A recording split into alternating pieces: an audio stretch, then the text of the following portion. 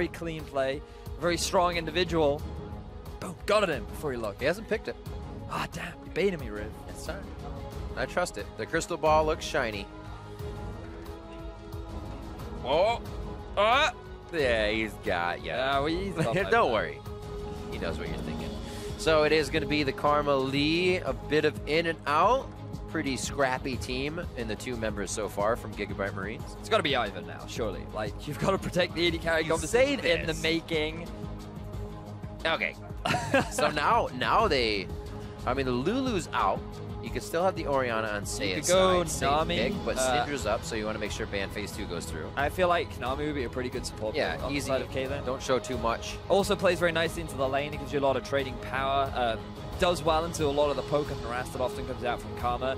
And now here the GIGABYTE Marines round things out with us with an AD carry. You don't want to get that raw pinch. You have the Varus and the Ashe available to you. Yep. Varus, I feel, is slightly stronger trading AD carry if you want to try and match the pressure. Also has slightly better wave clear to match that of the Caitlyn. So personally, I'm a bit of a more of a fan towards that champion. Yeah. However, the Ashe would give you a slightly stronger engage tool. I do like the Ashe here because obviously you can stay safe on the tidal wave, but against an Ivern, I've realized and noticed that you actually sometimes hit the people you don't want. After Root Caller's on you, somebody's going to be in your face, and usually it's that Ivern taking the arrow. It just becomes a little bit more tricky. Obviously, it doesn't make or break the champion, but it is not fun to see 4 people flying at you when you want to prioritize one target. That is the Ashe locked in, though. They keep safety in the bottom lane, and they'll be able to stay away from all this sustain that will try to poke through from White Lotus and Genthix. Ban phase 2 shows more towards the top lane here from GIGABYTE Marines. Yep. Remember that LIÅN Gaming were the team that were initially focusing a lot of the top lane bans. But now GIGABYTE Marines have that freedom, right? Like, let's continue banning out the tanks so that we can pick ourselves either the last tank or we can get ourselves a little bit more of a comfort pick, so you're forced onto something a little bit more unconventional in the top half of the map. And Jarol really has been one of the weakest performers on the side of LIÅN Gaming. His ability to join fights has been very lackluster, often TPing either very late or in very odd positions. And overall, like as an individual in terms of the lineup, he's already been the weak link that I think GIGABYTE Marines could look to take advantage of, especially with the strong top half of the map for the GIGABYTE Marines. Vlad, all right. Doesn't want to deal with that. Obviously getting a nice little pocket pick out of the way. And with the LeBlanc out, we may just see the Syndra as well, so nobody gets an upper hand on that pick. There's 13 seconds left for LIÅN Gaming. Final ban here for LION. I wonder what they could look to ban away. Like Syndra and Ori are also both available. But I suppose if you leave one up, you can just pick yourself the other. Or the Ori. Both of us are wrong. We have actually seen the Ori be played quite a bit, so this leaves a lot of Seiya's champion pool there with the Ryze, the Echo, the Ori, the Syndra. The same for Optimus here. Optimus, a very big Ori player in his first day of play, day 2. All right, the Fizz gets locked in, so we see Stark again on a damage dealer, fight starter type of champion. Now, yesterday, we actually saw from we saw it from Evie, who actually was the individual to bring it out. The Tom Kench top into the Fizz. Okay, yes. And there have been a lot of discussions within the office about the matchup, but I think it would fit nicely in terms of the protect the AD carry. You have a tanky top laner, and I think it actually does pretty well into the Fizz matchup too. But instead, LION are actually opting to go for a tank into the Fizz. And I think this is a very risky move. It's a forest-friendly team.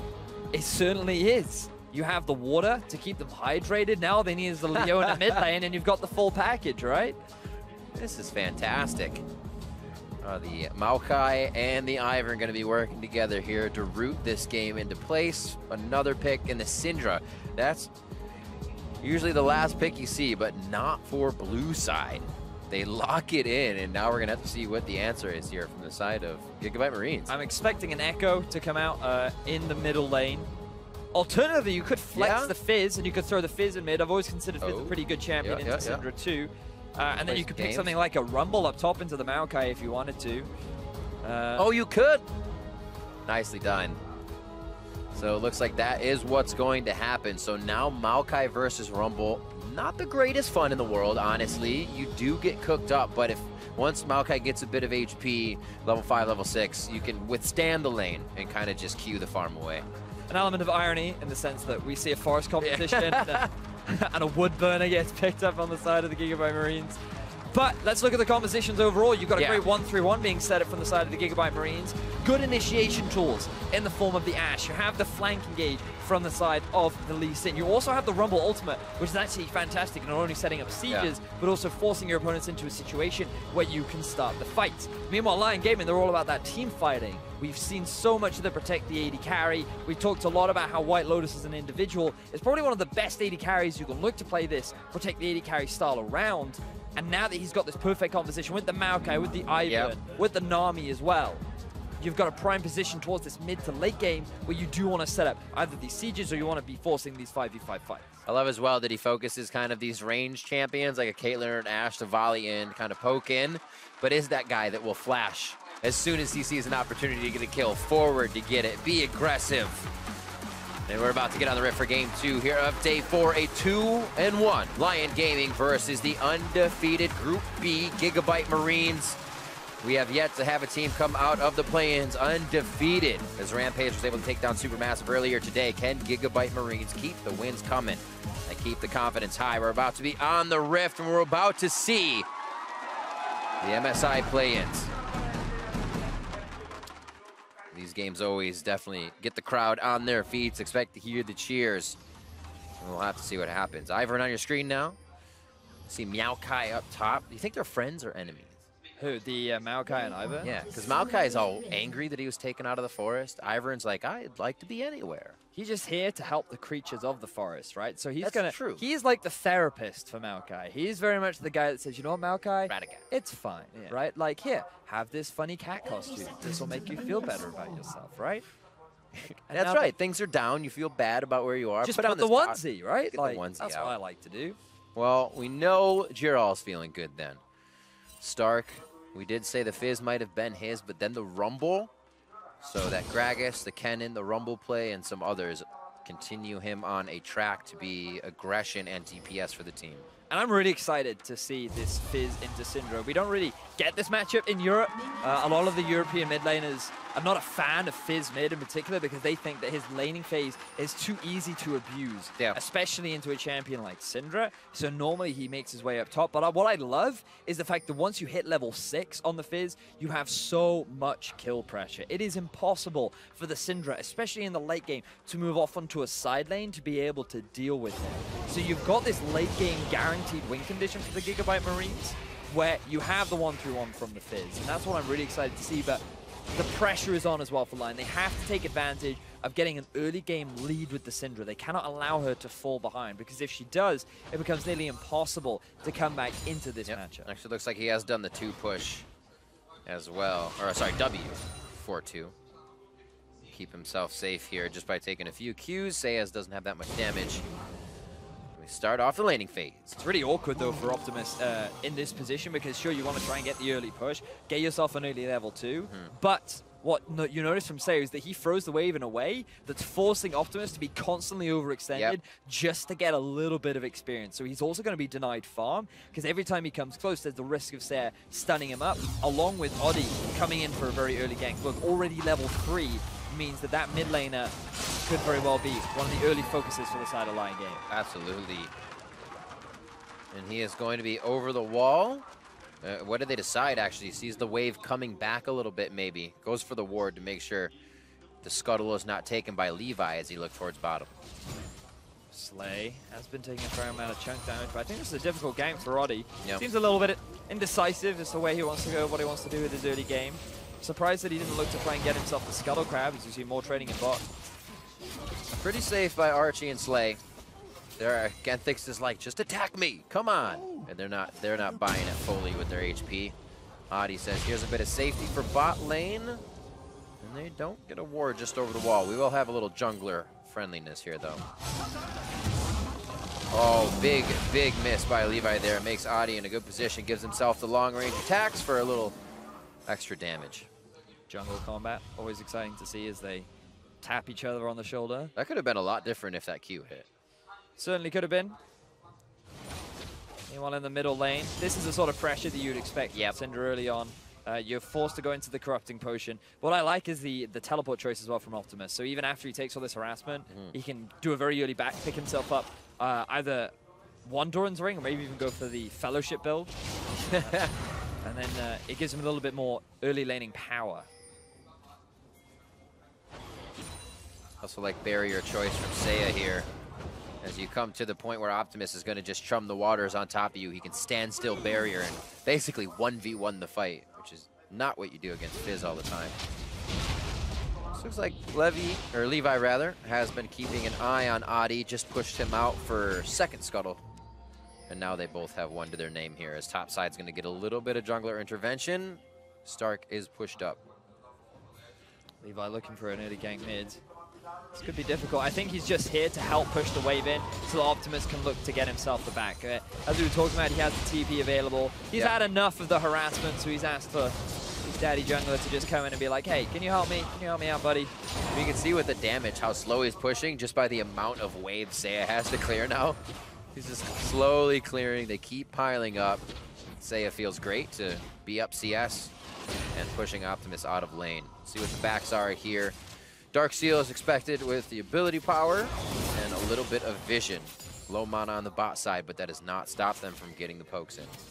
So another fairly passive early game, very much just trying to ascertain lane control. And the mid and bottom early on has definitely gone in favor on the side of LIÅN Gaming. But in the top, Stark has been exerting his dominance, demonstrating the weakness of grass types versus fire, building himself up a bit of a CS advantage. Super effective.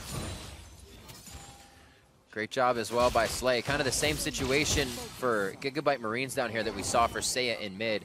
They keep this wave at their 75% mark, and they've kind of been able to farm it up, putting a lot of poke on White Lotus and Genthix. Sustain really needing to come through. Levi now, a little bit of jungler roam. I don't know if he'll do too much on this one. Very patient, doesn't need to take the resonating strike. All right, Optimus, he's level 6 now. Now, bear in mind, in his region, he's known as OP-timus because of how strong as an individual he is, his great synergy with Levi as well, and how he does love to play these assassins. He is very much a playmaking individual, and in his region, he's played a lot of things like Zed, Talon, Jace. But he did play a Zilean yesterday. That was kind of a far cry away from his usual champion pool. So the fact that we do get the Fizz out of him, I feel like I have high expectations for the kind of plays that he can make. Buddy system down towards the bot, a third roam as well. Looks like Mountain Drake in the eyes of GIGABYTE Marines if nothing else comes from this invade. Ooh, I feel like LIÅN are aware. I feel like this is the old level 1 we used to see. Somebody's coming to lane, you're going to be able to route him right before the turret. Yeah, Seiya's aware though, he's like, they're missing. Something's going on. White Lotus. They don't have full crowd control though, so White Lotus still makes it the turret either way. So they're going to allow him to get there. And I like this by Slay. A slower push on the lane. It doesn't seem like he's trying to get anything out of it. And here comes the team. Are they going 5? It's a 5-man party in the bot lane, and they're even going to get that onto Stark as well. Now they have the fight for Drake. They bring the whole team down. Adi getting dropped down as well as LIÅN thinks they can snap Judgment turn on the engage. And GIGABYTE Marines leave nothing to chance. Oh my word, GIGABYTE Marines. They know that White Lotus is the core of this composition. Wow. So they shut him down. 5-man movement in the bottom half of the map. The TP was ready. He'd set up the push in top half of the map. And then the fact that Optimus immediately turns around onto Adi and says, oh, you want to go? I'll go, I'll go. The immediate, with the Rumble ultimate combined with the Fizz ultimate, like, there was just too much damage. He didn't know what to do with himself. And they didn't get Drake. They walked out without Who Drake. needs Drake? They just got to tower him. That's true. No, I mean, GIGABYTE Marines after that, take bot, cap Drake, then go back. You're gonna lose a bit anyways towards that top side, but it's all right. They get the turret, they get the kill, they're still on the move, and now some forward wards you can see being pressured in are all lined up with the defensive wards of LION. They have yet to really start pushing their wards on the side of GIGABYTE Marines. The thing this snowball could continue. The thing that surprised me about that whole play was the fact that GIGABYTE Marines were gone for a while. Like they were gone for a really long time, and LION spent a long time trying to figure out what was going on. And then finally, as the play was happening, they were like, "Oh no, our bot lane is in a lot of trouble." So I was surprised that LIệN was so slow to react. So there's like a rule of thumb I throw on things. It's like 10 to 15 seconds that you're waiting. Probably a bad idea to continue with that. But the GIGABYTE Marines, they committed. Hey, sometimes you have to. So again, a BF sword to the AD carry who is on Caitlyn. This time it's White Lotus. Get a little bit of damage in lane, but that's up against the 1-0-1 almost completed Blade of the Rune King and an already swapping team.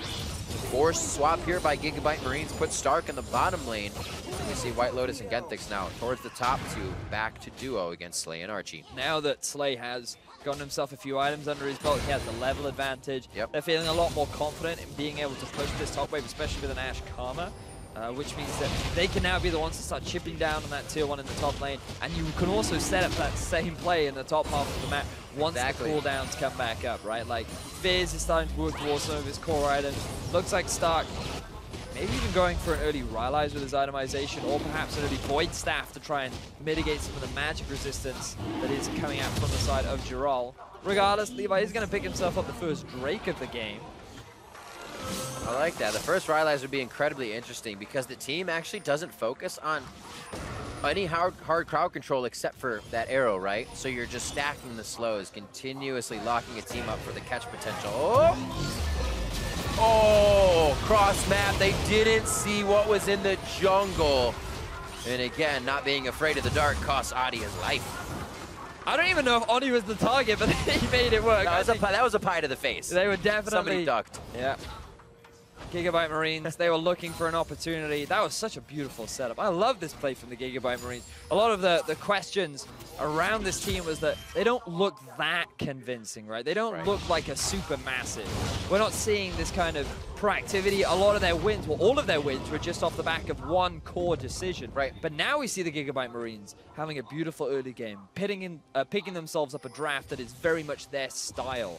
And this is the sort of play that we expected from them coming in, because this is the regional dominance that they had. These were the kind of just straight up leads that they were able to build. And remember that if they win this game, they lock themselves in, they move on to the next round. They're making a very good case for it at this point. Everybody on the Rift has participated in kills, and it's 100% for Stark and Slay. Feels pretty good for those guys. So everybody's following the plays and that confidence as well. It's just going to keep compounding as the dominoes fall against LIÅN Gaming. Slay, oh, he gets hit by the edge of the bubble. The teleport though from Stark and Giral to come in, and look how fast they turn. There's the respect to the confidence that GIGABYTE Marines is bringing to the fight. Flashes and defense is where their spells are going. In goes Optimus out for the playful and the trickster as they're waiting for a kill. Seiya finding a target. Scatter hits Stark, but it's not far enough. Daisy goes down just before the pop-up, and Optimus and the rest of the team are making it out of these plays by the skin of their teeth to re-enter, and now they're going for the turret. Remember that the ultimate's up for Stark. What an equalizer right into the frying pan. A double kill coming in for Optimus as the team rolls out. Seiya's next in their eyes. The Sonic Wave misses, so no resonating follow-up. He's going straight in, plops back down. He starts chopping him up, and he says, hey, you may be in my class, but we're different fish, baby. Optimus with a quadra kill. Optimus. 5-0-1, 12.5 minutes into the game. Now we know why he's called Optimus. This guy going off. What a beautiful setup from the team. They had the Rumble ultimate. All of LIÅN were grouping up to try and defend the tower, but they didn't have the mana. The Maokai had already gone back to base. And it's just easy cleanup. I love the fact that Optimus, he doesn't stop here. He just goes half. He knows he's ready. Or he goes tuna, rather. Like, he doesn't stop. He picks himself up a quadra. He's making a name for himself on the international stage. Woo! Everybody catching their breath after that one. Always amazing to see great plays, and it's always better as well when they're, I think he took his team off guard. They were like, all right, we're back in. He says, there is no such back. All right, guys, let's get the tower, let's get the tower. And he was just like, I see a rival fish on the board. There can be only one. This is my reef. All right, so Optimus is now gigantic. We also wondered the Syndra and Fizz matchup. Obviously countered with that playful trickster once you see 6. He was able to get that good W push in the early part of the lane to kind of stave off being farmed under the turret. And things have just seemed to open up as GIGABYTE Marines open up the map. And now the question is, how well can they maintain this control, right? Yep. Because LIÅN Gaming, they still have great scaling underneath their belt. They have that ability to build towards this big 5v5 composition where they really are impossible to kill, especially if White Lotus gets to that 3 or 4 item point. But that is a long way away. The fact that they're already at a 6,000 gold deficit at only 14 minutes into the game means that GIGABYTE Marines are going to have to make some serious mistakes for the Lions to reclaim control over their prize. It's kind of one of those situations where you say, like, they're a fight and a half to 2 fights ahead, right? You can make a mistake in that many fights and still be okay to take one on your own terms. And it really is easier to place wards, easier to take a bubble, know you're going to be safe. Arrow goes down, so maybe makes White Lotus feel a little bit better in this composition now. But Optimus is just looking to 1v1 somebody. This is exactly what you need to see from the Aries, the Syndras. Not this time, Optimus. We'll get spotted out by the brush. Yep. But he's not giving up. He has kept that fuse lit. But look at the 1-3-1 now coming out from the GIGABYTE Marines, right? We talked about how if Optimus gets ahead, then no one can match him in the side lane. You can't send Sarah off, you can't send Droll. You have to have at least 2 people to deal with him. And like, he's just going to have the freedom to do whatever he wants right now. Like, it is impossible for this Syndra to be able to outduel him, especially with the itemization that he's currently going towards. Like, very early Mercury treads, just to get a bit of magic resistance as well. Like, things are rough for the superstar mid laner of LIÅN Gaming. And as we said before, this is what we expect from GIGABYTE Marines, especially against the other 2-1, not other, but the 2-1 team in the group. If they don't hesitate against the other top team, then they should be able to make it out clear. Optimus, however, could be in a bad situation. Oh, over to Grom! He executes himself. The kill goes over to Adi. Actually helps that is the first kill too, but it is a 5-kill shutdown to the team as that gold is shared, so very helpful. The friends of the jungle help the friend of the jungle get themselves their first kill of the game rather. And I mean, it's definitely the target that you want to be shutting down. If you can punish Optimus for overextending and not allowing GIGABYTE Marines to be able to capitalize on sending so many members to the top half of the map, that's one avenue with which LION can find their way back into the game. You know, we said, sure, Optimus, no one can 1v1 him, but there's no one that said that you can't 2 or 3v1 him, right? So, and it's good choice too, because you have 2 teleports, so you always try to bring the fight to the teleport guy if you have the chance. So that's really good for them to be able to get it. 0-0 and 6 Levi. We said that LIÅN would really help him catapult this game, and he has been in just about every pie the team has made, getting his hands dirty. If you can say it that way. I think he likes pie. It's coming up on 20 minutes here in the game. A 6K gold lead. And that takes a little bit off, right? If it was 1.5 fights, it's like 1.25 fights now. I mean, that's still an optimistic way of looking at it, right? Like, they get 1 kill onto Optimus, but he's still a full, well, he's on his way to being a full item ahead of his lane counterpart. But at this point, like, when you have such a leader, at this point in the game, it's very difficult to close things out. Because trying to siege onto these tier 2s is just so much harder because you really have to commit. And you're still so squishy, you don't even have your second item done. Like, it's a really big gamble. But the gold lead is solid. GIGABYTE Marines are in a fine position. They're slowly doing it, but one of these ends is a root caller and a scatter the weak, if they can find it. But right behind any of those is the entire team of GIGABYTE Marines. White Lotus too far in the front. Kenthics can't help him. His 2 drop immediately. And LION just wanted to see what was in the jungle for a second. Levi able to take a bit of damage from this fight. His shield comes in. The safety from the Hex Drinker keeps him alive. And Seiya, even with the power of the mid lane, cannot drop anybody from a team of GIGABYTE Marines.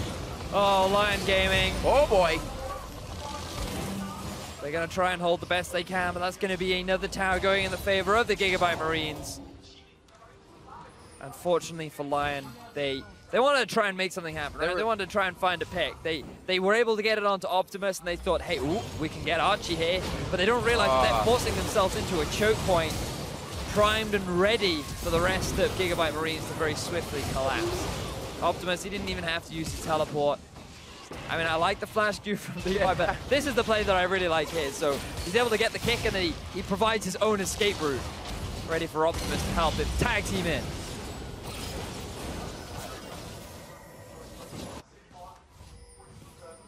turning on the gas even more. And that was, oh, the play was up. I was about to say for LION. They're getting a few wards out. That can be the bubble. That can be a long-range scat of the week from Seiya. But GIGABYTE Marines is not moving without power in numbers. They are hip and hip at least 1 and 2. And the follow-up to Archie getting caught was an equalizer in your face. Yeah. The hesitation's only going to become greater for LION, and it's not what they need. We'll see if they can persevere through all of this damage that they have to face each fight. A part of me feels that GIGABYTE Marines might just rush Baron. Like, it's going to be a lot of 35 seconds. Been uncontested, man. It's crazy. So look, they have Optimus down in the bottom lane. He has the TP up. They have full vision control around the top half of the map. So they could just look to play around the tier 2 in the top side. They can then either take that and transition it into a Baron, or they could just rush the Baron down immediately, right? Because if you move away from Optimus, he's going to start chunking down this tower down in the bottom lane. And so that's going to prevent Jarl from really joining the fight. You can't dive the Maokai just yet. Yeah. Optimus doesn't quite have the gear for that. The GIGABYTE Marines, they just maintaining control. And that's the most important thing when you have a lead. You can't afford to just leave gaps in vision. Yep. Okay, it looks like a light bright on the top side there. What does it spell? But this is also what it looks like and how hard it is to come back when it's not one person. It's not one person that's fed. Yeah. Seiya just uses barrier. I heard that. I was like, that was the barrier? Oh no. But it's, you try to fight one person and Levi can stay alive, right? Because he actually has tanky items for being 0, 0, and 7 and a bit of damage. You can't just go on one person. And even if they lose the Optimus, they still have one hell of a fight. Now, almost an uncontested Baron. The correct choice to turn as Daisy comes out. Almost. The Redemption heals him up. Who's going to get that transfer of the buffs? They are going over to Stark as Optimus keeps the team at bay. Bottom lane being pushed by GRL. They know they need to give this one up. They were just doing what they could to stall it out. GIGABYTE Marines don't want to run the gamble. Why give the opportunity for LION to steal it away? We only need to kill out the jungler, and then this Baron is ours, and that was the exact target they're able to get their hands on. So GIGABYTE Marines getting themselves a 21-minute Baron. Now you will see the true terror of a 1-3-1 Fizz with 2.5 items and a Baron buff. And the thing is this is an incredibly relentless 1-3-1, right? That minion wave is based off how fast it's going to come back. Every outer turret is up, so even if you miss a wave, it's not going past mid. Yeah. That makes it so tough to breathe for LION Gaming here. Yep. And this is a shock. This is not the LION game I was expecting, right? Like, yeah. I mean, props to the GIGABYTE Marines, the way in which they set up that bot play. Immediately just focusing down the strongest point, because remember the LION, they like these extended laning phases, and a lot of the other teams have been giving it to them. But I feel like that in terms of day 1 performance to day 2, GIGABYTE Marines have shown the biggest growth out of any of the teams here at the play-ins. But this is only one game. We'll have to see if they can maintain it throughout the rest of the day. But this is the game that matters, right? If they win this, they move on to the next round. They will be joining Supermassive because there will be no one left to contest them. Yep.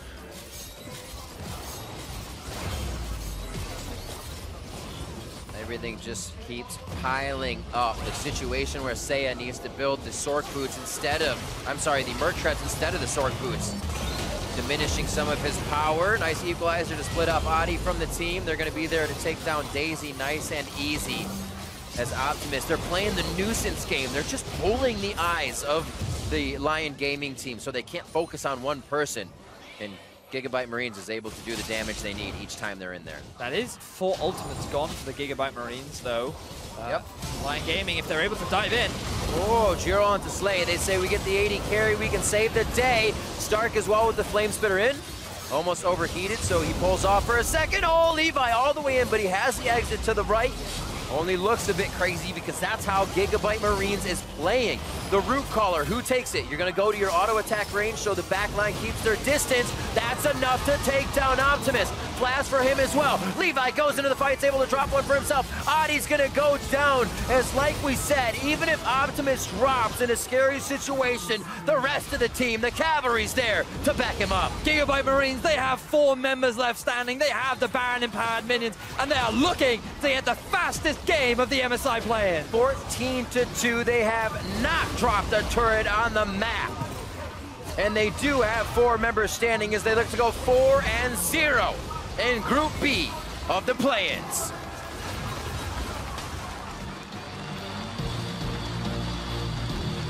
That was a clean game. Very nicely executed from the get-go. Holy moly. The GIGABYTE Marines making that map movement down to the bottom half of the map. I feel like it should have been better punished. I feel like the Lions should have been more on the ball, more aware of having 4 members, or 3 members rather, missing. Should have expected. Those first set of second phase were Ziggs and Rumble. So you can see that Ziggs probably coming from Isserus over to Slay, banning him out, and the Rumble being banned out against Gerald on his top side. I'm sorry, Pride, not Gerald. So we will be getting into game 3 here, day 4 of the MSI play-ins. GIGABYTE Marines looking to take it to 5-0 with the possibility of 6-0 on the day. Now up against Isserus Gaming. Level 1, level 1, level 1. Isn't that level 3? But now it's the level 1 play. Full silence. Shh. And the ward went down. So they saw him coming in. Optimus may be able to weave a few rocks in. GIGABYTE. Oh, the stun on the back line. Oh, the caboose is going to get tagged. It's always scary to be the last one out. Newbie should be the focus. Stark's actually trying to get other ones. No, he won't trade. Here comes the heal in from Slay. And they may do that to a few more members. Do they want QQ more? 1, 2, 3, 4, 5, 6, 7 flashes blown to start. Oh, they're going again. The party begins. The auto, along with the command move, comes in. There were more summoners as well. Those were just the flashes. What a way to start. Oh, the level 1 back and forth. My word. Right, so let's see. Isserus Gaming. They wanted to get a bit of deep vision down. They were not expecting the 5-man collapse from the GIGABYTE Marines. Kinless had to burn his flash very early on. And Newbie, he was the main source of focus from the side of the GIGABYTE Marines. And at this point, you think, all right, the fight's over, that we're done. A lot of flashes burned to get a couple extra kills. But then Stark, he does not respect Emp, who's lying in wait ready. And then the flash auto Q. That's what we like to see. Also coming into lane, Newbie's gonna step up here, knows he can get that Thunderlords down. And we're going to have a bit of an advantage to Kindless here in lane. However, 2 assists over to Slay, so this level 2 is going to be very iffy which way it's going to go.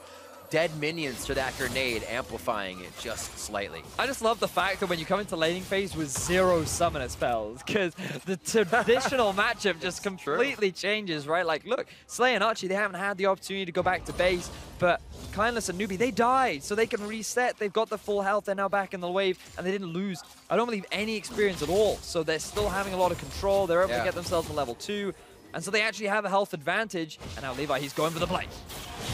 Finds QQ more. That's going to be an up and a down blast if he's able to hit it. Feels like he doesn't have the situation right away with mid leaving. Also, that deadly flourish coming just over his shoulder. Speaking about those summoner spells on the bot side, it will be Archie's exhaust. Just a few seconds. Everything else is basically equal for them, so a fight may come if they have that discrepancy in time. Oop. QQ more. Just out of range, but he is going to have to give up that red buff for now. Smite's up too. He's just going to go back, get the item, and make that run. So we've had a fair share of action already. The laning phase hasn't changed much either. You can see both the mid laners trading, the top laners pushing as well. And this is a matchup that we very rarely get to see, but often you would expect the Renekton to actually be a pretty strong pick into Pride. Yeah. But the fact that he has so much trading power with his passive in the queue means that he's actually effectively pushing the Renekton back, and he might get a kill. Minions? There's still flashes, or if they can't flash in. Oh, he was just pulling it for Levi. Or Levi rather. I was gonna say the play will be there, but how much can you bait? And a hook, line, and sinker for Stark there. Beautifully done. Oh, one more, the hit from Newbie. Kindless stays alive. Newbie now on the chase. Kill number 2 coming in for him. Hey! The E. Not much exhaust is gonna do for the abilities. Oh, kills across the board. 6 at 4 minutes. Sure, the GIGABYTE Marines get themselves a kill in the top half, but Isserus Gaming, they answer, they win the 2v2. That's what needed to happen for this GIGABYTE lane as well. The ultimates, when he does open up, need to be powerful. If GIGABYTE Marines is not respecting the curtain call, they're going to get run over. Let's see it again. And you can see, remember that Slay and Archie had already invested so much because they couldn't go back to base. They already came into the lane with a health disadvantage, and then the all-in power of Isrus Gaming, not what you would traditionally expect. But they took advantage of the cooldowns that were just used from Archie. The fact that Slay and Archie didn't have the mana, but now the summoner spells are coming back up, Riv. Now we get to see more fighting, and more stuff. Yeah, we saw Archie pull that Malzahar into the Lulu lane as well. They already had seen what the composition was going to be. Moving him over the works ground, a very nice hit with the cocoon, but he's going to repel right onto him. The fight damage is now going to QQ more. Levi left very, very low. Flashes out, going to live. No red buff refresh for anybody on this. Optimus working some more ground as Archie comes up. The hit forward, and he bounces him back. Now it's Newbie in a 3v1. Not looking good. And here comes Levi once again. With a sliver of health to come up with a kill. Top lane fights as well as Pride goes down. And Kindless with the deadly Flourish Roam does find himself. One kill on Optimus. Oh, and I don't think the action's over just yet, Riv, because we have a 3-man unit moving towards the bottom lane. Repel's going to be back up. Levi to take the first damage here. The actual hit goes to Malefic Visions. Archie's going to be the tank. Now Levi, the repel's out. Turret aggro disengaged. Another kill for GIGABYTE Marines. Oh, everything going in the way of GIGABYTE Marines. They finally get themselves more control. They've extended the kill lead. And while all that action is happening in the bottom, look at Stark. He goes to the 1v1 against Pride. It looks like he's just about to lose it, but then he gets the stun combined with the heal. The just over 50% call for the healing. Holy moly, that was close. This is a bloodbath. This is a bloodbath. We are doubling the kills for the amount of time on the Rift right now. And the gold really isn't moving that much because they are trading back and forth. The lanes are still getting their CS because they're pushing each other out to come back at the same time. It's going to be interesting when the breakpoint hits and somebody actually takes control. And look at Optimus, he's hanging around. He has his ulti. Will he build a wall? So they don't see too much out of that. He is going to weave one right down behind the turret. Bounces Kindless into it. They don't have much control, though, with the amount of minions there. Oh, he has bounced past the minions, though. Another dive towards the bot side. Deja vu for GIGABYTE Marines with 4 in the bot lane. Oh, it's like a disco down here because everyone is partying. GIGABYTE Marines, they're going to pick themselves up that first tower of the game. And it's just unrelenting pressure. This is what we saw from them in their game versus LIÅN Gaming. It's an instant rinse and repeat. Usually you see that on a flash, not game to game. The teleport was from Stark was even there. The only person missing was Archie because he was zoning. That was still the 5-man bot play. We saw it twice in a row now, and GIGABYTE Marines. We just said, when's the game going to go back or forth? It goes all the way in favor of GIGABYTE Marines swiftly. Oh, man. And look at Levi, 6-0-2. Yep. He's well on his way to completing that Medjai's Soul Stealer. Please build a Medjai's, Levi. You know you want to. You're in a prime position to do so. 10 already. Now, Isrus Gaming, they'll get themselves a bit more gold back on the map, taking down this top tower, but a lot of damage has been done in the bottom half. And oh no, look, GIGABYTE Marines, they're not done. The hit in the exhaust to make sure he stays in range, and a last spider bite. As he sinks his fangs into Kindless, we wondered what would happen with the immobile AD carry, and he is being tracked down. He's being camped, Riv. The GIGABYTE Marines have pitched a tent, and they have gone out on a lovely weekend in the forest. And unfortunately for Kindless, he is the target. Now Pride getting locked up. Arrow to Pride, he does have to disengage. Nobody's in front. Actually, ults. I'm sorry, that's not an ult. Flash to get his Q in. Pretty lackluster ult if you can just flash. And now it's janitorial duty for Isrus Gaming here. Clean up the bot lane. But for the AD carry and support to still be in the bot lane means they don't have any movement to create their own plays. They're working with only a few members on the map. And they gotta wait for GIGABYTE Marines to make a mistake. And they're far from it right now. I just love the fact that 80 carries have 52 farm at 9 minutes. If we were tracking the CSD or the CS per minute, it would be heavily skewed right now, Riv.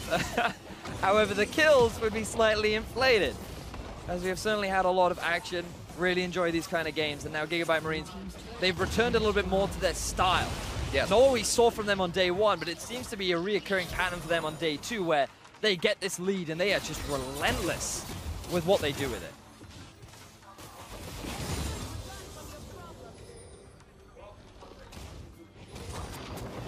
Looks like we have GIGABYTE Marines resetting a bit. Able to see now Isurus Gaming members in just about every lane. Now they can conduct a new experiment. It's just going to be one descent start to the bot side.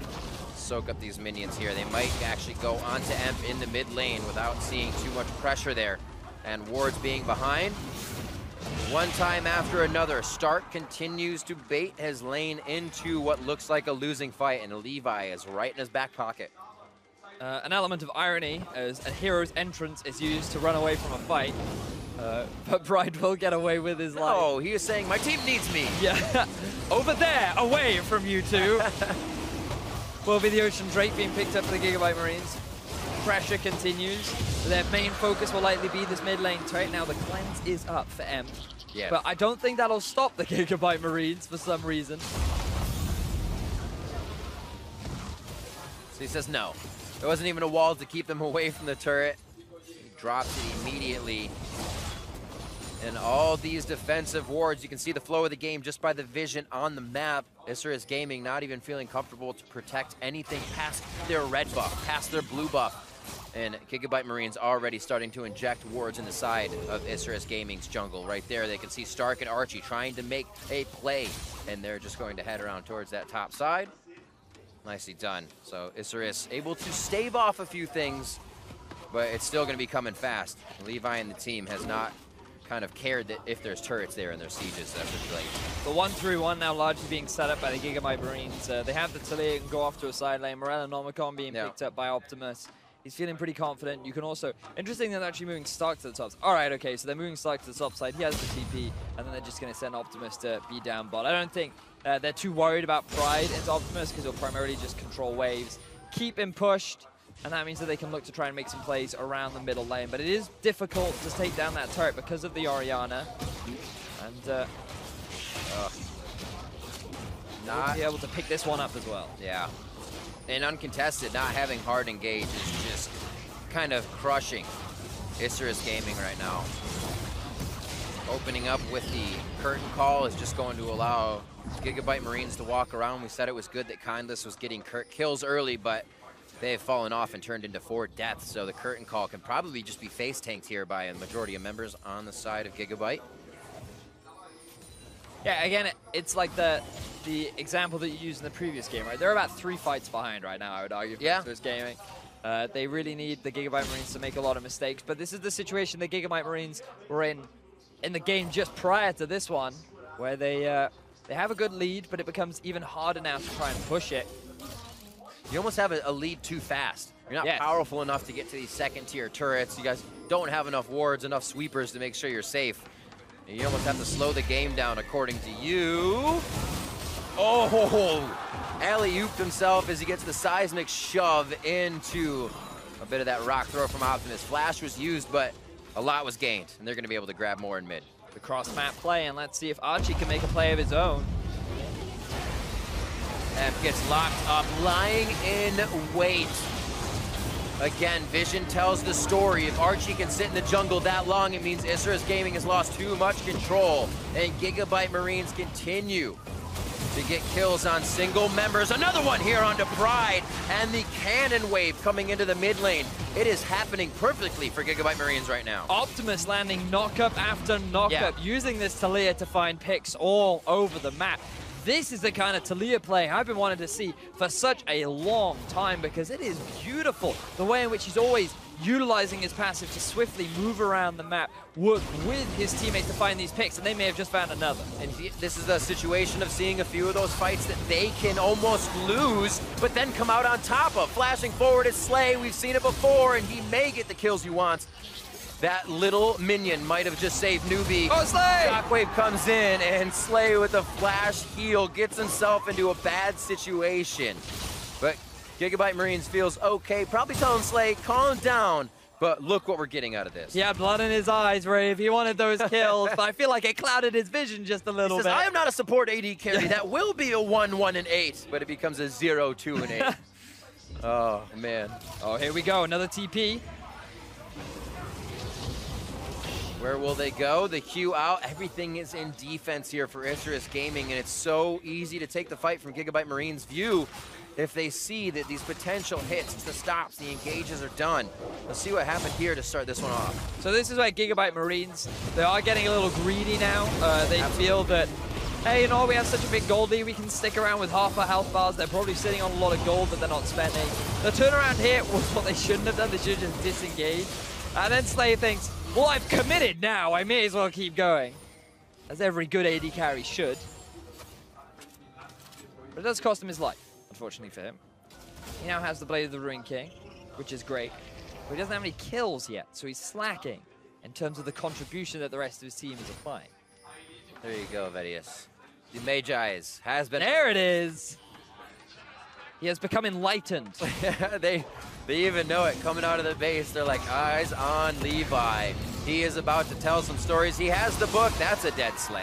These are the plays that ISG needs to make. Oh, yeah. And it's going to be very hard for them to find because GIGABYTE Marines, just this last 30 seconds, they haven't been on the side of ISG. So they made the play as soon as they could. They punished the fact that Slay had no flash. They took advantage of the fact that he is solo in the middle lane, doesn't have his support there to help him out. And also that some of the spells are like never up in this game, so they know that if they make that play happen, the response from the GIGABYTE Marines will not be as easy as they would have liked. Oh, just missed the shove. That would have been a kill for sure onto Pride. He has been very hard up for itemizing anything. He's been recipeing things together with the merge creds really being his first main item to stay alive from Optimus. Great games twice in a row for Optimus now as he continues to help carry the team. Levi as well. The LIİN game was just as impeccable as this. 7-0-4 now on Elise. Levi really has been quite the performer for the GIGABYTE Marines. There was a strong case for him on day one where a lot of hype was being surrounded. In particular, the duo between Levi and Optimus. I feel like both of them really have been standout performers.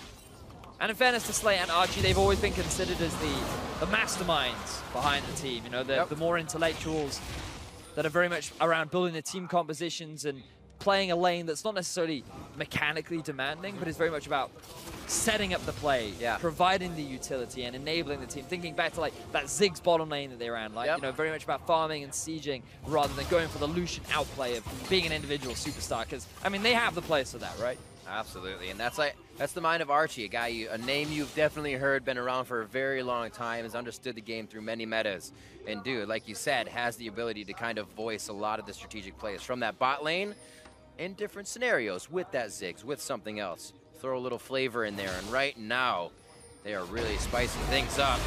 Just an instant ultimate, and no longer in this world. That is newbie going down. You pick the Lulu so you can defensively save people, but they don't even have a chance to act on GIGABYTE Marines plays. Curtain call here, you can see only tickling the members of GIGABYTE Marines.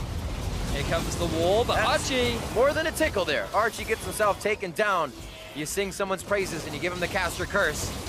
Oh, the hit onto Levi throws him into the wall. Nice placement, actually. They can go right back for the kill. He's towards the top side, but Stark and Optimus are going crazy. Pride and Emperor forced to chase out of this fight. Levi got himself to safety and dodged and juked out. Now they're going to split. Can they make it out alive? Scrying just gives him a bit of vision.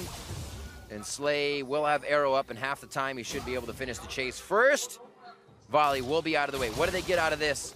Does not look like lanes are being pushed, but that minion wave will have to be absorbed in bot. They should be able to get this mid tower. Oh, you're right.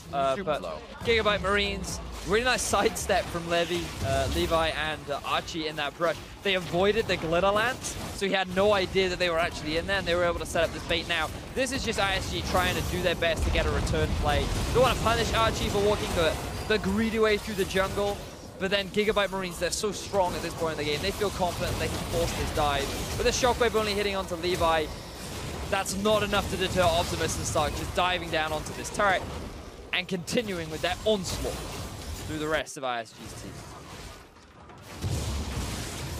Trying for the catches. 10,000 gold before 20 minutes, though. One of the biggest leads we've really ever seen. And Leandry's being finished up. Titanics and second items before we're even seeing a second one here in the favor of ISG. And newbie went down in the beginning of that fight. I was going to say he just came back up but lives through this one, does get the ult off, and that's what it takes. Slay is not allowed to kill this game, Riv. Every time he gets close, ISG just deny it from him. 0, 3, and 9 right now. He's just desperate. He wants to be part of the cool kids club, you know? Like, you've got the 7, 1, and 5 Optimus, the 8, 0 Levi, and then you've got Slay with the same scoreline as his support. Worse, in fact, than his support. That was the other game. Everybody had a bit of love the other game. Now Optimus said, all right, I'm going to carry this one. And Levi's going to pick up 9-0-5. Levi's going to be able to stop this one. QQ really wants to fight. They should be able to lock him down as well. It's Slay just off to the side. The Glitter Lance and Shield comes down for the stop. Levi should have in about 5 seconds that repel. But pathed out is Kindless. Newbie over the wall. Seismic shove back as well. Hitting it in a beautiful attack coming in.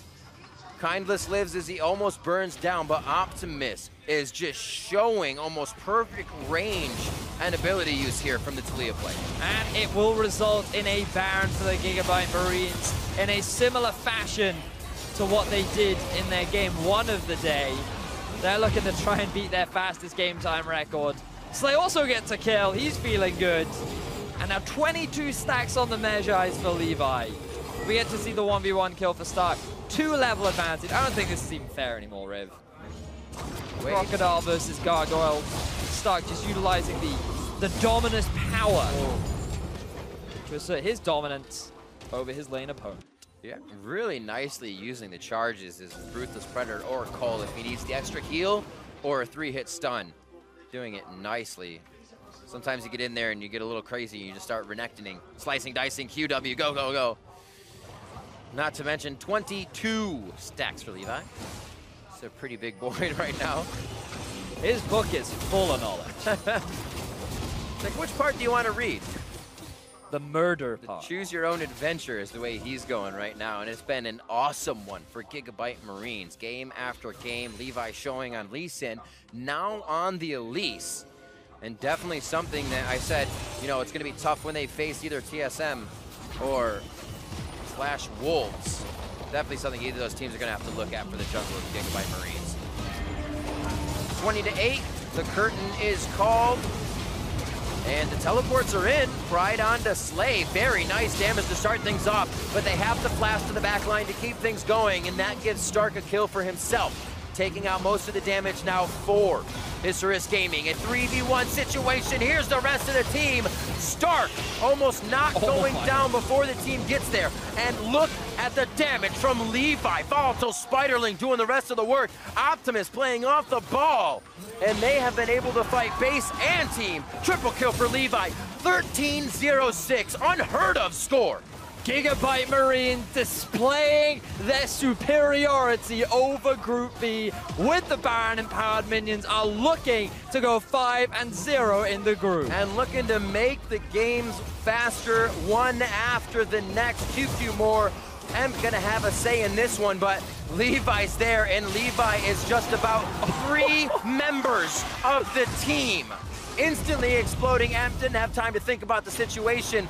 And he's just able to squeeze his way out as the Itsy Bitsy Spider stays alive for one more kill. 20 KDA right now. That's insane. Levi is playing out of his mind right now. Level 14. Oh, fantastic performance. 20 out of 26 kills on the team. Oh, yeah. He has been a part of. Absolutely wild. When you're on fire, you're on fire. Oh, they're getting a little ahead of themselves. They think they can kill everything before it even falls. But I don't blame them at this point. They still have 30 seconds left of their Baron. With the bond inhibitor down, they don't need macro anymore. They can just group and push. 17,000 gold lead.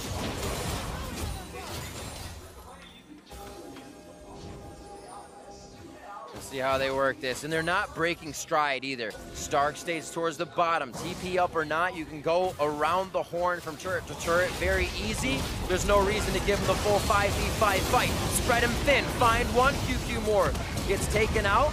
Safely done, or I should say cleansed out. That's getting taken out, and now they're into the base. Optimus throws down the Zanyas, but he's already done over 1,000 damage to 2 members of the team, and is even able to finish his food. He's not just playing with it. 30-11 now as they make their way onto the Nexus turret. GIGABYTE Marines looking to go undefeated in Group B, and they're going to start by going all the way to 5-0 with one more to clean up the group.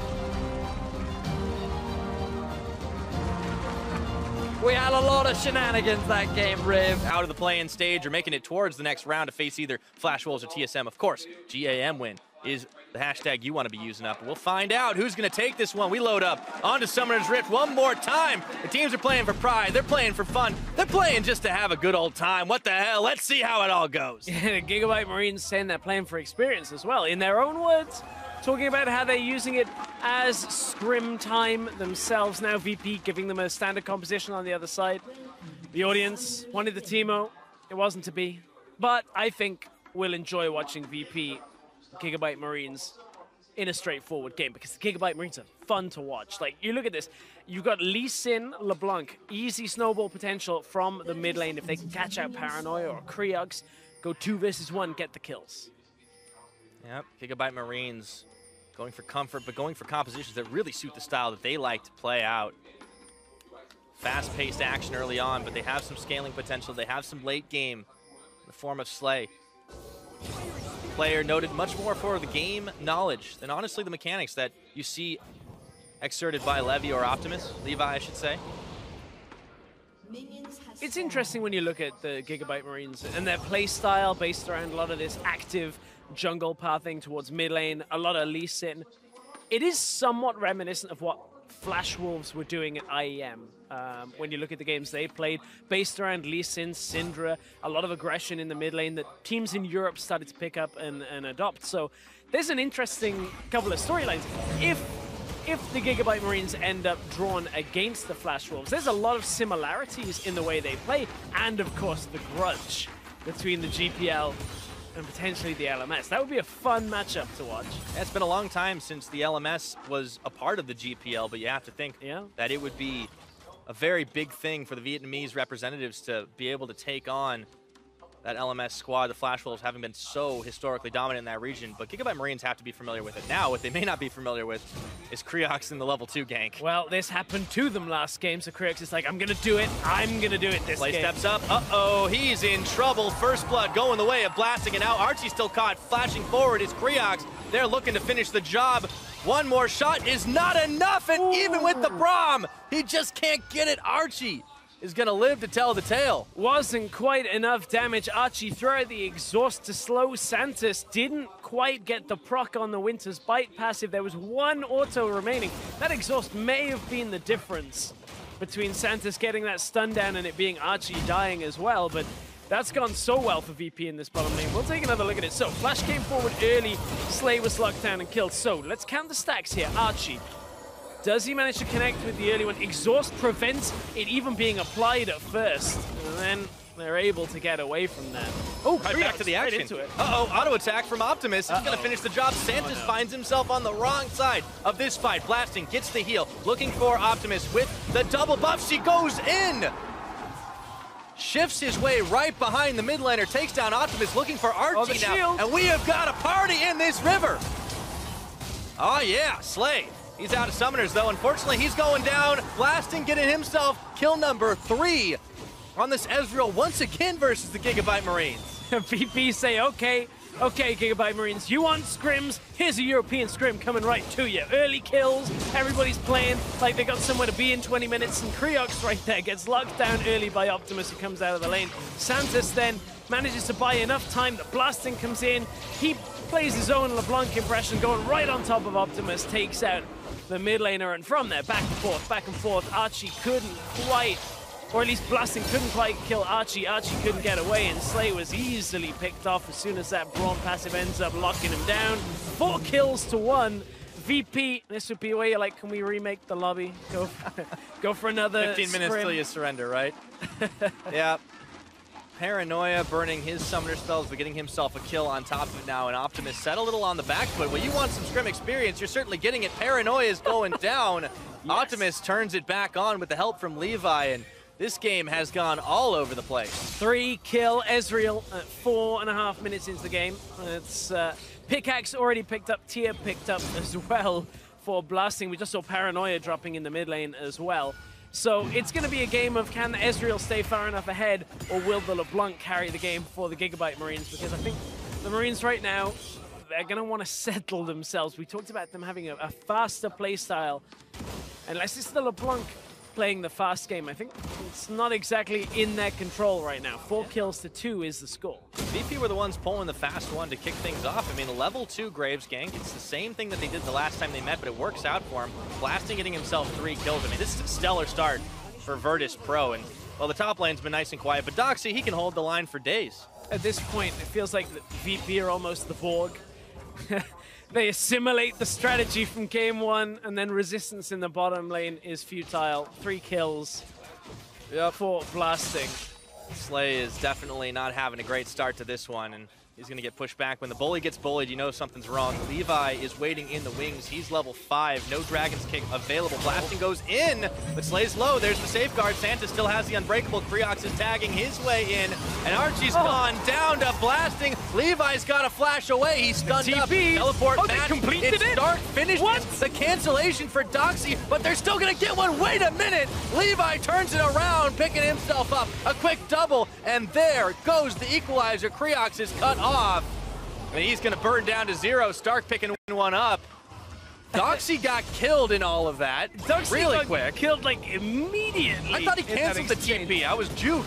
No, well, he can't. Stark completed it first, then Doxy completed his right into the middle of the action. We'll take another look back at that. So they were baiting in because Levi is here. So Slay and Archie are just playing like, okay, let's wait for Blasting to go aggressive. Doesn't realize how much damage this Ezreal has early on.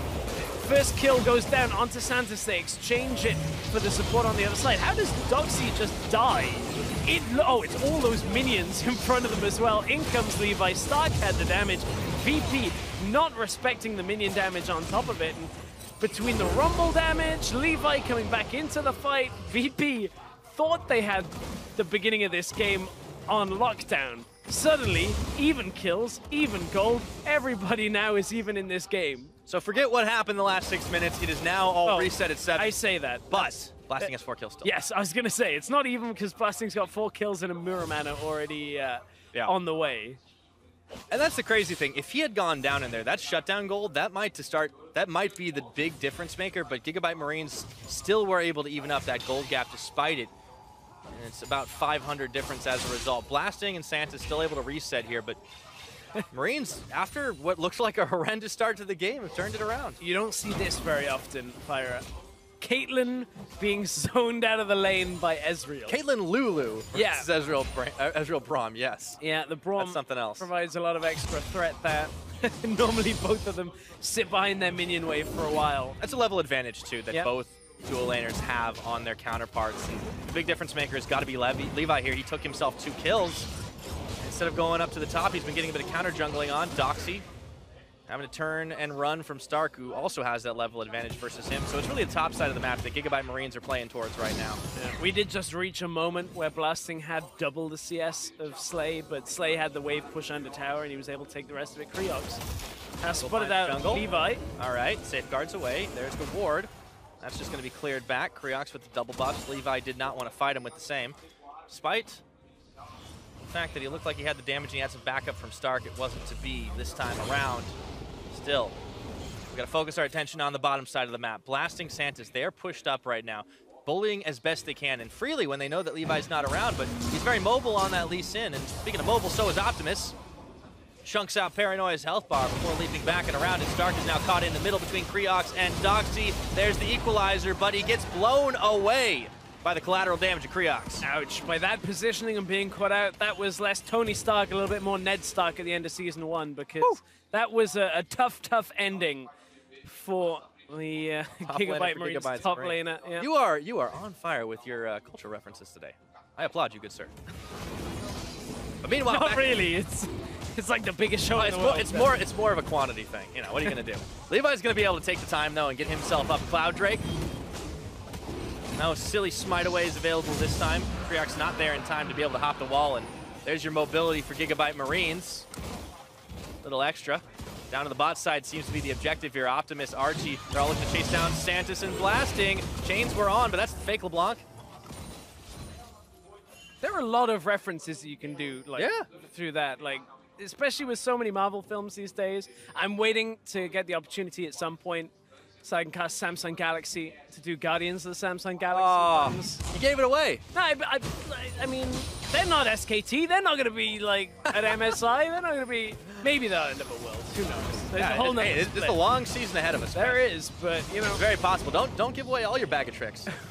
We might also see one of these teams make the long run later. We're going to see the GIGABYTE Marines at least in round 2 of the play-ins. Yeah, they are going to face off either against the Flash Wolves or TSM.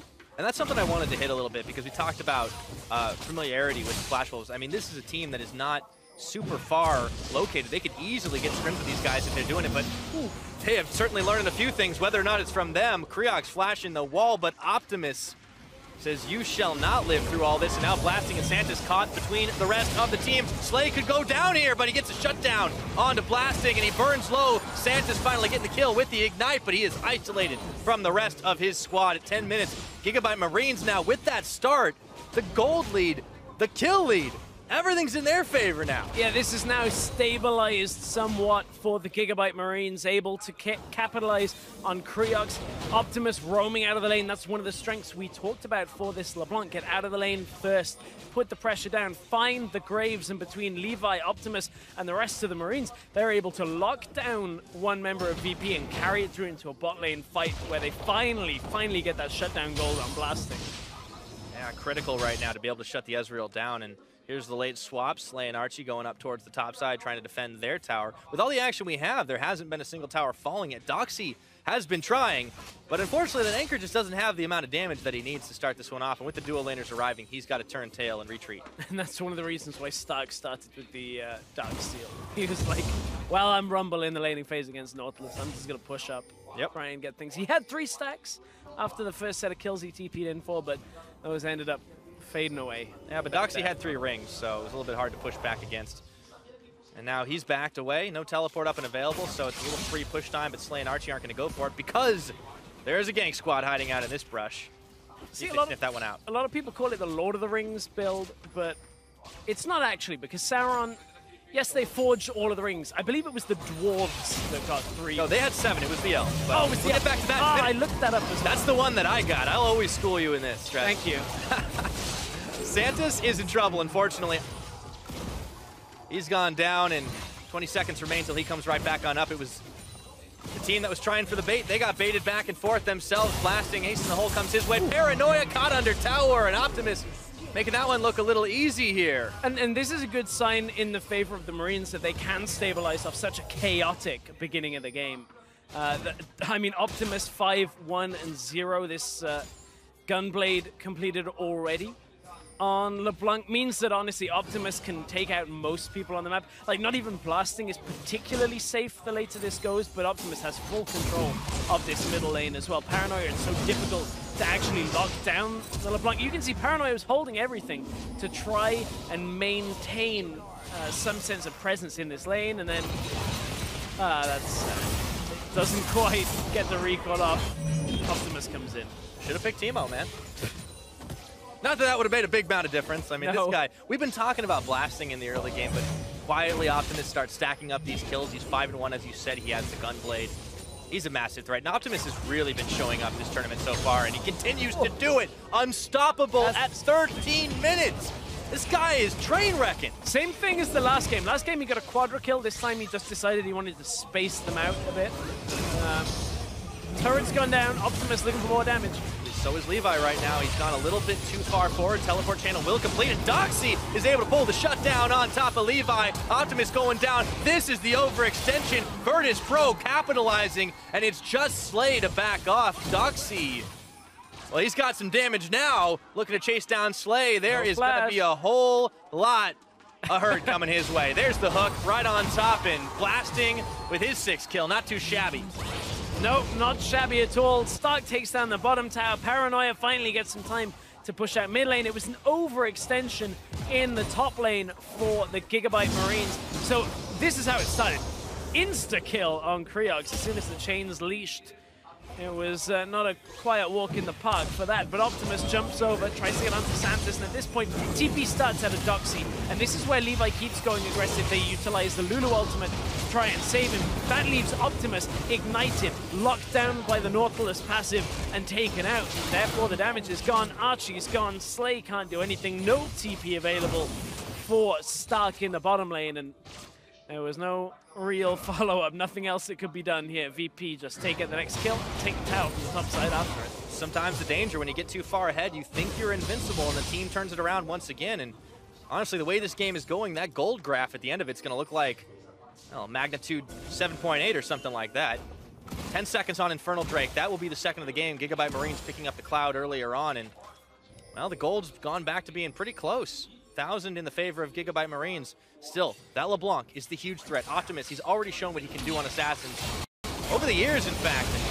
And no different this time around. Looking for Creox, goodbye. Number 7 for Optimus. He's playing for 8 here as Doxy caught between Stark, and the rest of the GIGABYTE Marines is forced to flash back into his allies. And, well, with the Dragon live, GIGABYTE Marines are angling for it, but they might be able to get a couple of picks first. Optimus is spotted in this brush. Creox got kicked right into Optimus again. I mean, VP are going to be a tad careful here because Levi can jump over the back of the wall and end up coming around into mid lane. Doesn't have the kick available, obviously, just use it on Creox, but just boxing VP in might be enough to get a fight started. You can see the Marines not really looking for it yet. They got to deal with the wave in the bottom side. That's where Stark's headed. Doesn't have the Equalizer available, so not quite ready for a full fight. And now VP look towards the mid lane. VP should be able to get this one down. Oh, now the TP Favorite comes lane here, through. teleport coming in the backside. Let's see if it's going to be enough. And the knock-up from Optimus, forcing him back and around. Let's see if they can take down Stark, knocking up all over the place. The Wild Growth does not save his life, and Levi is caught, stunned for days as Paranoia picks up kill number 2 on the game. In comes Optimus to try to pull the hero play, but 3v5, that is too bold, my friend. Yeah, he's no superhero at that point because VP managed to get the turret from it, managed to take 2 kills away, and now Paranoia gets a big wave of experience and farm from the top side. Still a 7-2-0. LeBlanc is to be feared as Optimus can pick off single targets, but in those bigger fights, LeBlanc doesn't quite have the same potency. Uh-oh, Paranoia. Optimus was thinking about it. Even behind the turret, How he was deep does thinking he about want it. to go? He's got no flash to get out. He'd have to use the distortion. Instead, he just opts to push the wave, and here comes Blasting as he's down on the bottom side, sends the True Shot barrage to try and long-range farm those creeps. Multitasking on, he does manage to clip a couple of them. That will cut the push attempt short, but Blasting might just be able to get this tower. No, Stark is here. No, not quite able to get it himself. Blasting did delay for about 10 to 15 seconds. The next push forces Optimus to clear the wave further away from the tower. That allows Paranoia to get in position to defend and get the stun. Got to be careful there. Optimus, despite being ahead in kills, hasn't opted towards defensive stats. So Paranoia, his ultimate would kill, but I believe it's only just now available, so couldn't follow up after that stun. Yep. Paranoia, he's going to have a lot of power himself, but Blasting now on his Trinity Force, still working his way towards the Muramana. He's still sitting on those brown bag boots, but he's mobile enough as it is. Where's Pro? I mean, they just find ways to work for them with these collapses, but they're spotted in full vision here in this jungle that GIGABYTE Marines have had warded up for a little while. More on the top side, but they had a few in the bottom and were pinging out members of VP. Slay's at that really awkward point, and as I say that, he finishes Hurricane. He was at a really awkward point where he was like, maybe I can build towards the Infinity Edge and fix up Pickaxe, and doesn't complete the Hurricane until later. And it feels really frustrating to be a Caitlyn on half an Infinity Edge and no Hurricane. Like, BF Sword Hurricane is fine because you can wave play, you can put traps down, you can just push the lanes. But if you've got that Pickaxe and no Hurricane, you just kind of sit there and you don't really do a whole lot of damage. The enemy Ezreal already has Trinity Force and a Manamune that's already transformed. But now Slay will be a little bit faster at pushing the waves through. Blasting, on the other hand, big skirmish damage. Yep. They're going to be able to finish off this tower in the bottom side. And whoa, holy moly, that was fast reaction timing for VP, but they get the tower. And meanwhile, Slay has been parked mid on wave clear duty. Levi wants to finish off the Rift Herald here. Should be able to get it not a whole lot of contest. It's not normally what you look at, but if you want side lanes, well, you've got them. Gonna give it to Optimus by the looks of it. Oh, he's gonna be all over that. Lane. Yeah, get some of that damage reduction. Glimpse of the void on Optimus right now. He is gonna be primed for action, that's for sure. Yep, it's gonna be a difficult LeBlanc to take out, realistically. Doxy's not gonna do it, although yes, he will be able to eat a lot of the damage that Optimus is putting out. Paranoia now, an ultimate through on the side lane wouldn't quite be enough. You can see everyone really trying to itemize against the LeBlanc versus the Hex Drinker. Picked up by the Ezreal. He also has his Muramana. So, I mean, this is a pretty accelerated Ezreal, right? But yeah, if he gets popped, that doesn't really mean much. Yeah, I mean, Optimus has gone, okay, they're going to build Magic Resist. I'm going Void Stuff with the Sork Boots, so... Yeah, who needs defensive itemization? Hey, this is another one of these ones. Same type of champion, right? Yeah. It's also Optimus on an Assassin. Yes. I mean, that's like one of those... That's like peanut butter and jelly. It just goes great together. Uh-oh. Optimus doesn't do too well when the damage is coming at him, but he does get away, and GIGABYTE Marines do finish off tower number 3. So the map is wide open here with all the outers gone. See, us Brits, not really, like, we don't get the whole peanut butter and jelly thing. I don't know about the Vietnamese players. I don't know whether that's a big sandwich selection for them, but certainly not for me. I can't come up with a metaphor that works for the whole world, Stress. Give me some help here. That is fair, but PB&J that's not really a thing where I'm from. Well, you guys got Marmite and stuff. I don't know what that's all about. Neither do most people where I'm from. Okay, either, good. To be honest. I'm glad it wasn't just me that thought it was weird. VP. It's not weird for them at this point in the game, in the sense that their Ezreal's doing well, but what is weird is the fact that Blasting will be saying, hey, I'm 6 kills. Why is their LeBlanc 7 kills when I've only got 1 down? And unfortunately, it's been Creox has been caught out, but Slay this time is caught. Yeah, he is, and Paranoia with the help of Doxy pulled in on the hook and knocked down by the balls. That's going to free up a lot of push on this mid lane right now, and it's a slow reaction from the GIGABYTE Marines. That's a lot of damage being dealt. Let's see what Optimus can do. Yeah, that had to hurt being knocked down by those. Oh, here comes the hook onto Archie. There we go. Archie, he's going to have to whimsy his way away, but they take the tower. Virtus Pro reacting quickly up the mid lane. It's like these guys play a different game when they're in that lane. Well, yeah. That's very true. Everything's been about all of these mid lane engages, but everything in this game has been about single picks. Pick into tower, pick into, you know, Dragon or Rift Herald that we saw. Optimus has been finding them for the GIGABYTE Marines, but honestly, the Virtus Pro squad have been more together, perhaps, at actually finding and orchestrating these picks. Yeah, sometimes the way to beat the side pushes and the 1-3-1s, you just got to group up and force the enemy team to respond to you. If you have enough power to push down towers, whoa! He got it. Or shut down Optimus. Hello, that's a lot of gold for the Ezreal. Kill number 7 on the board, and now Blasting. Oh boy, there's a Baron on the Rift. Do they dare? They may. I don't know. I mean, with Levi still around, a big wave pushing in bottom lane, I don't think it's probably the smartest thing. Doxy does have TP, but okay, so this is how this exchange started. They get the stun from Paranoia. Oh, wow, okay, that was how the... it wasn't the exchange that started, this is the kill that we didn't quite get the setup. So Paranoia, despite being against such a strong LeBlanc, still landing these stuns, catching him out of the fog of war.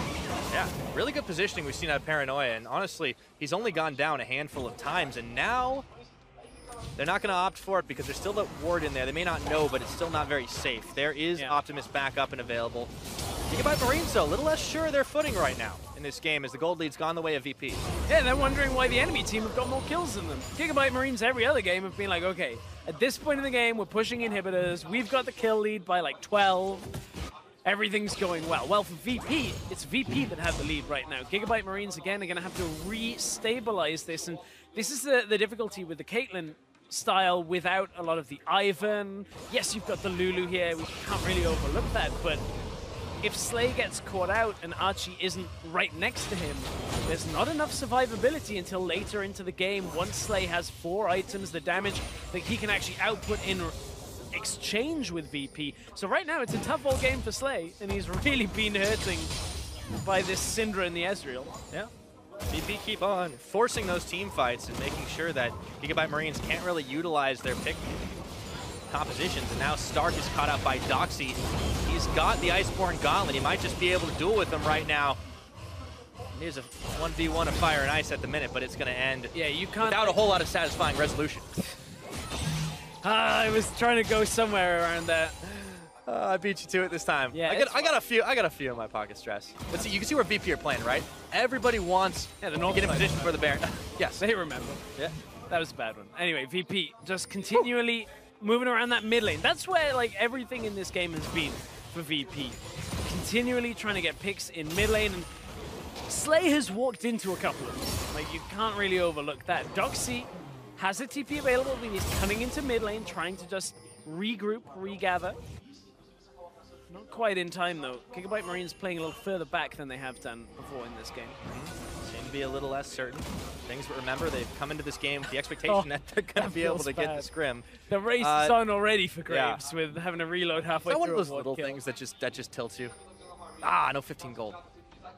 I guess so. But we got a death brush on this map. Let's see how it all shakes out. They've caught Archie. Do they have the damage to finish the job? There's the Whimsy. Smokescreen Wild Growth is going to clip both him and Optimus. And now Archie, he could be left for dead as Optimus and Paranoia duking it out. Optimus gets the better of that one, but the rest of VP was collapsing on the support. And Optimus, he's got a whole team on his tail, but he might be able to turn it right around as he jukes left, he jukes right. And the rest of the cavalry has arrived. Here goes Stark and Levy. Redemption's on, but they've got to back away for just a second. Slay is caught out and taken down by blasting. Stark is going to fall. Virtus Pro turned what looked like a hairy situation into a 2-for-1. Yeah, they're still trying to lock down Optimus because he still can disrupt the Baron attempt. But VP with a 9, 1, and 7 Ezreal being able to take control of these skirmishes. Doxy's now TPing in. They want to have some tankiness around this Baron. But Levi's still up. There is not just the disruption potential. There's also the Lee Sin steal potential. He's around the back of the pit. This Baron's going low here. Do this with Dragon. Finally gets the wards in the pit. So many wards. You can't clear all down as you can. Got the vision in spades. You can see Optimus looking to cut off Paranoia. Is this going to be enough? Hold your breath here. Oh, Paranoia's dead. Levi goes in! He's done it again! Levi pulls the hero play, pulls the trigger as Paranoia is taken out by Optimus. GIGABYTE Marines are back in business. Levi has been the king, perhaps, of stealing. Okay, we saw a double Baron steal in yesterday's games, but nobody has made it look as easy for the MSI play-ins team as Levi has, stealing away objectives. And he didn't smite it again. Let's take a look at this. Was it really a no smite again? Levi goes in. He does. Get the smite down this time. Looked like an early smite from Creox. I believe it was 15 health on the Baron, and now the GIGABYTE Marines want to go. This is a different kind of game already. When you get a big turn like that, all of a sudden, GIGABYTE Marines are charging forward to try and finish this one off. And Optimus on the bottom side, still rocking the Glimpse of the Void with the Baron buff in tow. VP are pushed all the way back inside the base. Down goes Paranoia. That's kill number 10. Yeah, well, you try to face off against a 9-3 LeBlanc, quickly becomes 10-3. No real wave clear on the side of VP. Ooh, Optimus has to be careful on that one. Man, this game really turned into a slaughter. Right off the back of it, it looked like it was going to be an even game for a while, but that turnaround was swift. And the GIGABYTE Marines are knocking on the front door here. One inhib down with a big wave of minions. Not only that, they've got themselves a redemption to keep healthy for now, and it's only Santos and Blasting to try and push him back. Optimus opted not to take the redemption, didn't even want to stay close enough just in case somebody from VP. Look at Blasting's ultimate timer. It's an early back available if they can just delay the backs. Get a little bit of damage down onto Optimus, maybe. He knows what happened last time around, and he's got himself a little healthier thanks to the honey fruit. Ooh, this could be a bit of an overstay here. Here comes Creox. Would be as heroic as a Baron steal, but he goes in, got it anyways, and he might just get Levy.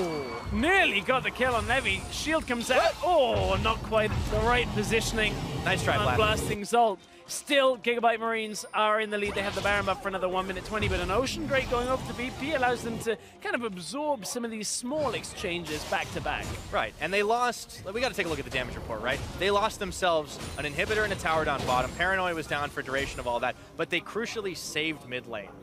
And they're able to push some waves out here. They might just be able to hang on against the GIGABYTE Marines. The gold lead is still not huge. Optimus is honestly a good chunk of it.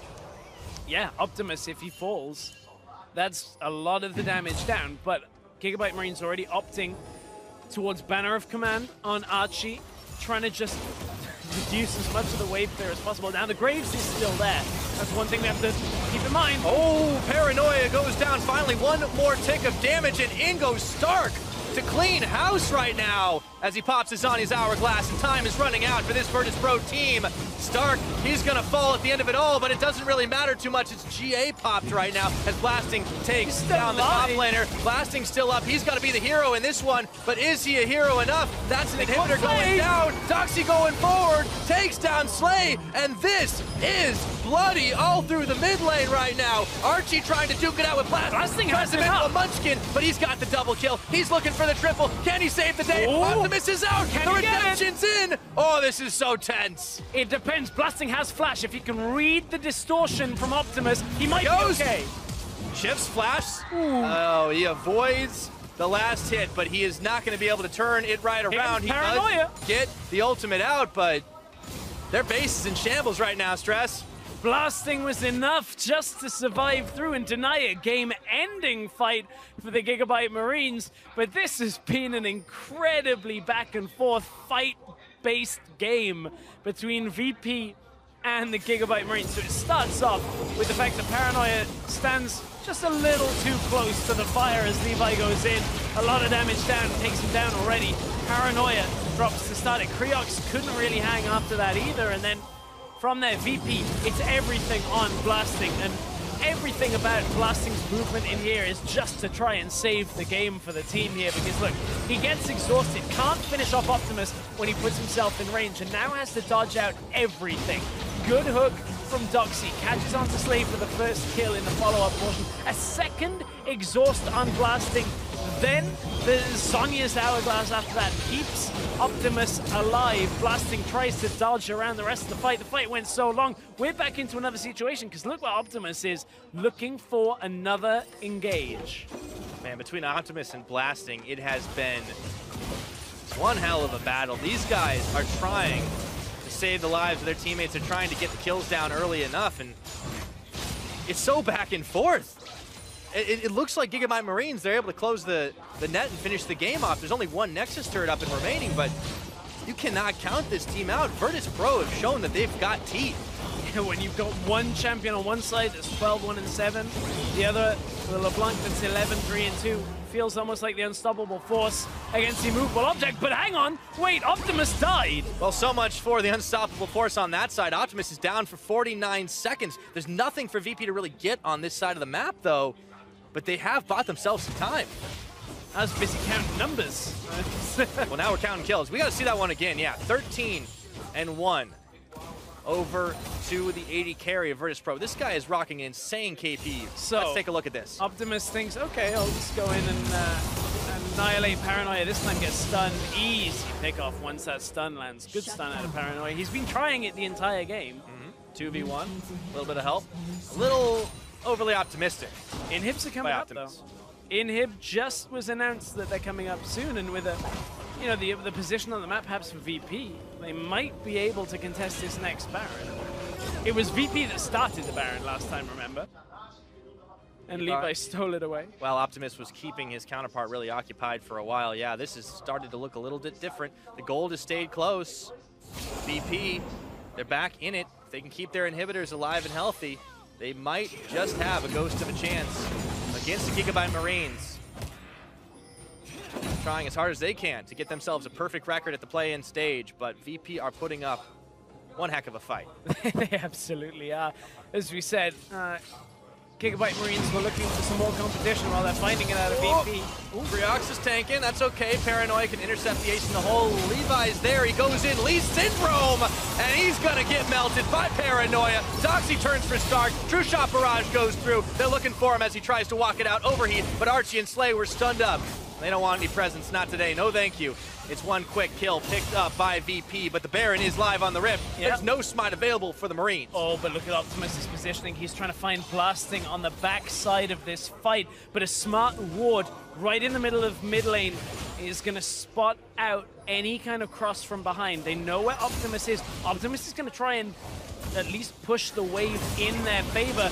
cut around the backside of this. Trying to play the mind game with them here. Let's see if VP can hold strong together. They've got the damage to try and finish off the Baron, but they're stuck inside the pit. Yeah. They are committed to this one. It's going, it's going. It's smarted by VP. The fight's on. Now Stark is right inside the middle. Santa's going low. Optimus getting one. Can he get two? Everyone's out the back of the pit, but they're going to the wrong base. The empowered recall, though, they can get out of this situation quick enough.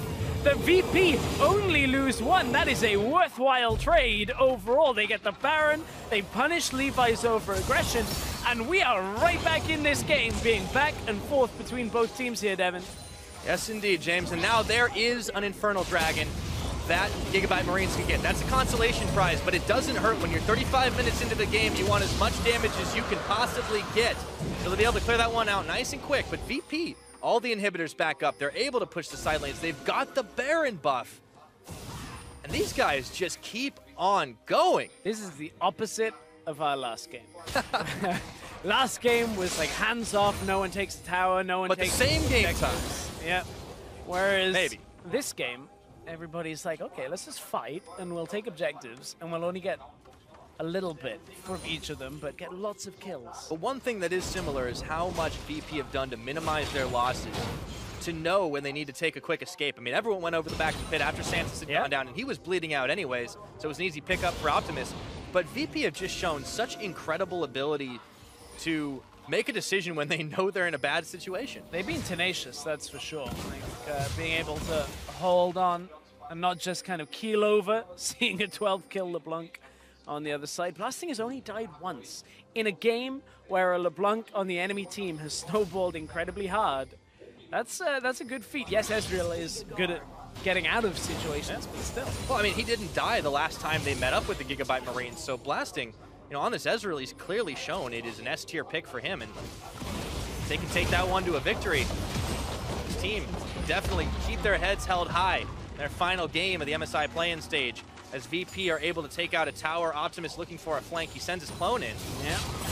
Tries to draw in people from VP, now sends himself in. When you run out of mimics, sometimes you got to go for the real thing. Trap line here for Slay to keep this tower alive. The problem is, if he stays around the back of this fight and VP just cut down away, see, look at Blasting just waiting. Because Optimus is on a ward here. They know exactly where he is. Blasting, I wonder whether that's just, he's trying to test to see whether LIİN was coming down as well. They do have a ward there now through that small corridor, but look at top side. Big wave pushing in. Yeah, and the mid, they're going to have to clear away. Oh, hang on, Paranoia. Got everyone back. Paranoia tried to recall. Paranoia, he's caught up for just a second. Equalizer takes a bit of fight out of him. In comes Optimus around the side. This could go badly. Optimus is going to get blown to pieces. Meanwhile, Creox goes into the mid. Not sure why we're watching that one, but it's okay because the true shot's coming in. Levi, he holds up right now with the wild growth. But Optimus was not expecting that burst damage. We just needed to preempt what's going to be Graves pushing topside with Baron buff for the next 20 minutes, if he, 20 seconds if he can actually get there. But that doesn't matter because it's all about Paranoia blowing up Optimus. Tried to recall out of the situation, got equalized. Now VP going to try and push on 2 lanes. 10 seconds of Baron buff. Look, they've gone to defend against Creox. That means they might just lose the game from bot lane right now. The GIGABYTE Marines have to pull back. Still, the Baron buff just expired. That's, if anything, not going to matter at all right now because it's Nexus turrets that VP have in their eyes. Looks like they're able to push it back, but not before they lose one Nexus turret. And just like that, everything turns in favor of Virtus Pro. 38 minutes in, they went from losing Nexus turrets themselves with Optimus running all through their base to right now, he just comes off Fountain and realizes, wait a second, I'm down one Nexus turret. Yeah, if Levi and Stark hadn't pulled away from trying to take out Creox, that could have been the end of the game right there. And as we getting closer to the 40-minute mark with Baron buff not on the board, I don't think VP are going to be able to close this game out without winning a massive fight. And consider the Marines double Infernal. Elder Drake is coming up next. It's a little way away still. This could be an explosive end to the game. It's been an explosive game. 45 kills on the board, 39 minutes. Up and down throughout the entirety of it, and it's, for GIGABYTE Marines, been all about that mid laner. For VP, it's been all about their AD carry. And they have the lion's share of the kills, of course, but important cast. Got to give them some credit here. Paranoia with the unleashed power was a huge part of melting through Optimus's health bar, and this is the problem with a late game LeBlanc. You can still be scary, but when it's 5v5, you better pick a target and kill him fast. Yeah, I wonder whether Optimus had that Zhonya's available in the last exchange. We didn't quite see any replay from it. He does have the Zhonya's now. Wonder whether that's something he just didn't quite read the timing from Paranoia. Speaking of timing, start the timers for that Elder Dragon. It's 1.5 minutes away. The Baron, about 30 seconds on top of it. You can even see teams trying to trade for those depending on how late it actually goes. Super's in the bottom being contended with by Doxy, or Stark I should say, and meanwhile VP want to pull the trigger here. They're melting a little bit, but they've got the redemption to stay healthy. Optimus, he had to Amscray right quick, but now it's top push here for the rest of VP. They stay as a 5-man. Even tanking on this turret. Doxy is just so massive. He doesn't even care as he pulls the anchor in, gets kicked back forward. But now it's time for the inhibitor here. Archie getting chunked through. Let's see what Optimus can do. No, he's stuck on the backside. Just can't get the job done. Blast Stark, the wild growth. He's still going low. Has to flash away. And now Stantis a little bit. The power's unleashed as Paranoia picks up Optimus. A double kill now for the Syndra. And they're still able to make it work. Inhibitor fire down, and 40 minutes into this game, VP are looking to close it. It looks like VP are in full control. No waves pushing in right now, and Slay is 4 items, so an overstay here might just cost them, but VP surely if they keep blasting alive, that would be enough. Look, Slay not healing up quite fast enough. Doxy comes back in on full health. Slay got stunned and annihilated. Everybody's going down here. VP, it took them right to the end to turn up, but they get themselves some pride, and they finish off the GIGABYTE Marines. No undefeated for these guys. And maybe we just found out how to beat the GIGABYTE Marines. You go in. You go in all the time. And that Ezreal from blasting. When these guys hit the stage international once again, I expect that thing to be banned. As always, a lot of respect from the crowd in Brazil given over to the Virtus Pro team. You got to give them props. You absolutely have to. But even to the GIGABYTE Marines, I mean, what a hell of a show that was put on by both of these teams when it didn't matter for the standings. We got one of the most interesting and entertaining games that we've seen in this playoff stage.